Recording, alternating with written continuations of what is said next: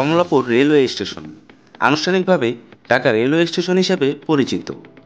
এটি বাংলাদেশের কেন্দ্রীয় রেলওয়ে স্টেশন। এটি বাংলাদেশের রাজধানী ঢাকার মতিঝিলে অবস্থিত। বাংলাদেশের সর্ববৃহৎ ও সর্বাধুনিক রেলওয়ে স্টেশন এটি।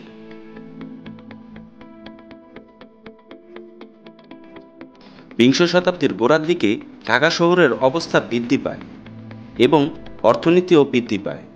বিশেষ করে 1947 সালের পর যখন এটি পূর্ব পাকিস্তানের প্রাদেশিক রাজধানী হয়, বিদ্যমান রেলপথগুলো উত্তরের দিকে প্রসারিত হয়ে ঢাকাকে পুরনো ও নতুন শহরে দ্বিখণ্ডিত করে এবং এই রেলপথগুলো বিভিন্ন স্থানে সড়কের সাথে মিলিত হওয়ায় উত্তর দক্ষিণের সড়ক যানবাহনের প্রবাহ বাধাপ্রাপ্ত হয়।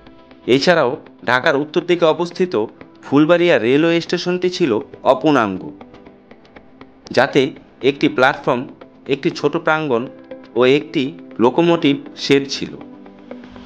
ধারণা করা হয় স্টেশনটিকে তুলনামূলক কম ঘনবসতিপূর্ণ স্থানান্তর করলে তেমন কোনো বাধা ছাড়াই উত্তর দক্ষিণের যানবাহনের প্রবাহ সহজ হবে এবং পুরনো ও নতুন ঢাকা শহরও একত্রিত হবে।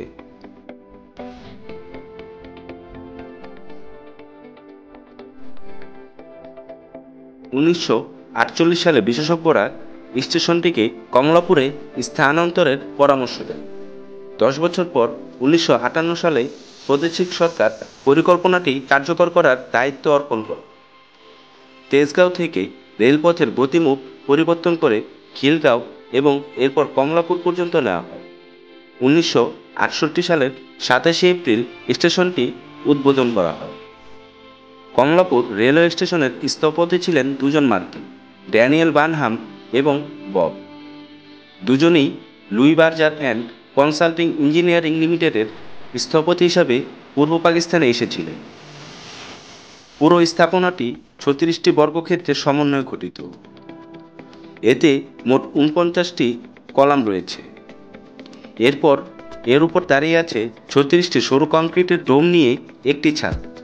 59 ফুট উঁচু প্রতিটি কলামের উপরের দিকে গিয়ে 4টি শাখা বিস্তার করে ছাদকে ধরে রেখেছে।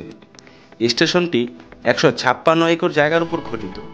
এতে 10টি প্ল্যাটফর্ম, এছাড়াও এতে রয়েছে 11টি টিকিট কাউন্টার এবং বহু যাত্রী বিশ্রাম কেন্দ্র।